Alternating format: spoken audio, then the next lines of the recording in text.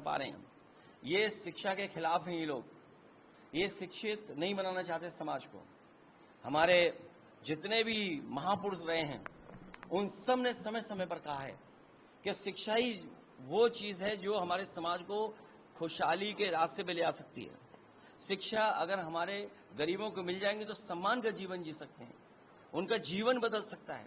बाबा साहब भीमराव अम्बेडकर जी ने शिक्षा को लेकर के कहा कि शिक्षा ही अगर मिल जाएगी तो हमारा समाज खुशहाली और तरक्की के रास्ते पर चल जाएगा। और खासकर पिछड़े, दलित, आदिवासी, अल्पसंख्यक और पीड़ित परिवारों के बच्चे न पढ़ पाएं, इसीलिए सरकार ने कई हजार, 20,000 से ज्यादा स्कूल बंद कर दिए। प्राइमरी 20,000 इसलिए बंद किए क्योंकि उसमें गरीब बच्चे पढ़ने जाते थे।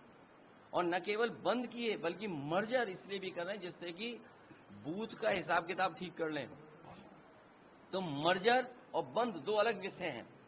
तो प्राइमरी तो छीन ही रहे हैं, लेकिन जो और पढ़ाई थी उसको भी बर्बाद कर दिया।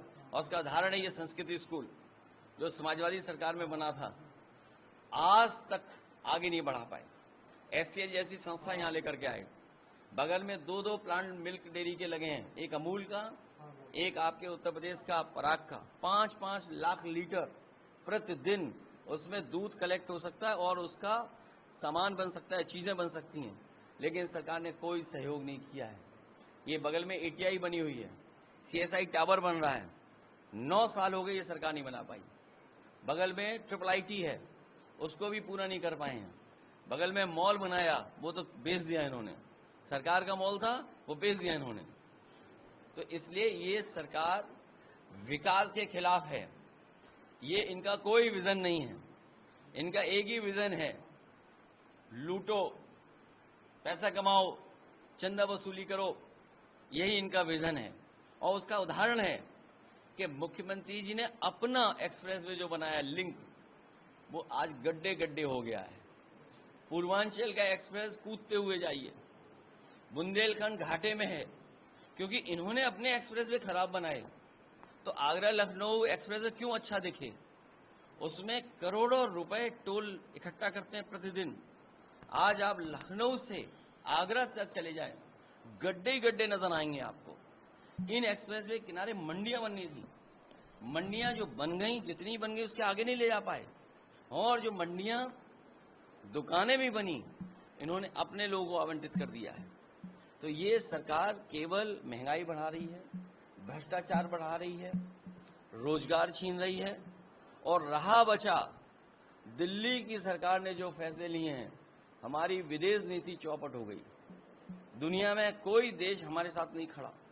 अभी जब सबसे ज्यादा जरूरत थी देशों के साथ की, उस समय भी हमारे साथ कोई देश नहीं खड़ा हुआ। जिस अमेरिका को सबसे ज्यादा ये सम्मान करते थे, जिस अमेरिका के पीछे भागते रहते थे, वोट मांग करके आए जिनके लिए, वही अमेरिका इन पे टैरिफ लगा रहा है। और टैरिफ के परिणाम आज नहीं दिखेंगे, कल दिखेंगे। ये आखिरकार किसकी नाकामी है? ये भारत सरकार और भारतीय जनता पार्टी की नाकामी है। और इन्होंने बड़े बड़े आयोजन किए हैं, इन्वेस्टमेंट आए। जब विजन ही नहीं होगा तो इन्वेस्टमेंट क्यों आएगा? कोई उद्योगपति क्यों पैसा लगाएगा? आपके अधिकारी पैसे वसूल रहे हैं। एक अधिकारी को तो अंडरग्राउंड होना पड़ा, भागना पड़ा। और क्या था वो इंसेंटिव नहीं, वो कमीशन लेना चाहता था। और कमीशन के बंटवारे में वो अधिकारी को छोड़ के अंडरग्राउंड होना पड़ा। इसी तरह डिफेंस एक्सपो बनाने की बात हुई थी। कहीं अगर गोला बना हो तो बता दो।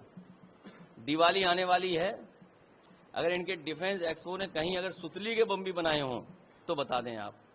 अभी सबसे ज्यादा ड्रोन की और मिसाइल की जरूरत थी। ये दिन भर प्रचार करते नहीं थकते थे कि ड्रोन दीदी बनाएंगे। जब हमारी फौज को टेक्निकल और ड्रोन से ट्रेंड ऑफिसर्स चाहिए थे या हमारे जवान चाहिए थे, तब ये अग्निवीर व्यवस्था ला रहे हैं।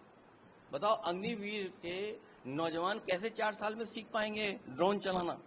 और जब पूरी लड़ाई ड्रोन और टेक्नोलॉजी बेस्ड हो गई, मैं अभी सुन रहा था विधानसभा में, कुछ लोग स्पेस के बारे में बात कर रहे थे कि स्पेस टेक्नोलॉजी में हम इतना आगे चले गए हैं। दिल्ली वालों से पूछो तो वो भी कहते हैं हम स्पेस टेक्नोलॉजी में इतना आगे चले गए हैं, हम सैटेलाइट से ऊपर से नीचे देख सकते हैं खेत पे क्या है। लेकिन इन्हें पलटती हुई विकास दुबे की गाड़ी नहीं दिखाई दी सैटेलाइट से। वो जो पुलवामा में एक गाड़ी आई थी आरडीएक्स भर के, वो इन्हें सैटेलाइट से नहीं दिखाई दी। कहते हैं हम सैटेलाइट और स्पेस टेक्नोलॉजी में न जाने कहां आगे चले गए हैं। तो इसलिए ये धोखा दे रहे हैं, इनका कोई विजन नहीं है। और अगर विजन होता तो ये संस्कृति स्कूल चल रहा होता, प्राइमरी स्कूल बंद नहीं होते, और जो गरीब बच्चे हैं जिनको समाजवादी लोग पढ़ा रहे थे उनके ऊपर मुकदमे नहीं दर्ज होते। अंग्रेजों ने भी मुकदमे कभी नहीं लगाए होंगे, लेकिन ये पहली बीजेपी की सरकार है शिक्षा विरोधी जो पढ़ाने गए उन पर मुकदमे दर्ज हुए हैं। अब कह रहे हैं हम लोग ए से क्या पढ़ा रहे हैं, बी से क्या पढ़ा रहे हैं, सी से क्या पढ़ा रहे हैं। अरे भाई हम पॉलिटिकल वर्कर हैं, हम विरोध कर करके एक मैसेज देना चाहते हैं सरकार को कि आप स्कूल खोलिए, बच्चों को पढ़ाइए।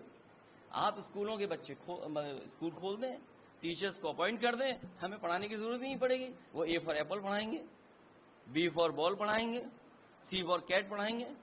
अगर पॉलिटिकल लोगों से पढ़वाओगे तो पॉलिटिकल लोग अपने हिसाब से पढ़ाएंगे। ये हमारे विरोध था और ये लोग बचना चाहते हैं। ये 2027 की लड़ाई से डरे हुए हैं, तभी इनके मन से निकला 2047। अरे 2047 तब पहुंचोगे तब 2027 पार करोगे। 2027 में पीडीए और उत्तर प्रदेश की जनता विकास और खुशहाली चाहती है, वो इनको 47 तक नहीं पहुंचने देगा। अब हम मुख्यमंत्री जी, उनके कैबिनेट के लोग उतने नहीं जिएंगे जितने हम जी चुके हैं। अगर आप उनकी उम्र हमारी उम्र देखें तो वो उतने नहीं हम लोग रहेंगे यहाँ पर जितने हम रह चुके हैं यहाँ पर।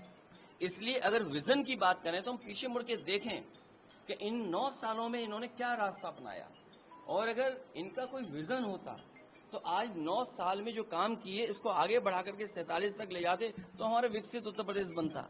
तो जब 9 साल का रिकॉर्ड ऐसा है कि जहां पर कोई विकास के रास्ते में जो चीज अच्छी होगी वो सरकार खराब कर देगी। रिवर फ्रंट बना, वर्ल्ड क्लास रिवर फ्रंट बना, जेपीएनआईसी बना, एक लीडर के लिए और लीडर को समर्पित म्यूजियम, और जेपीएनआईसी बना, वो बर्बाद कर दिया इन्होंने। मेट्रो कब शुरू कर रहे हैं? 8 साल बाद, 9 साल बाद।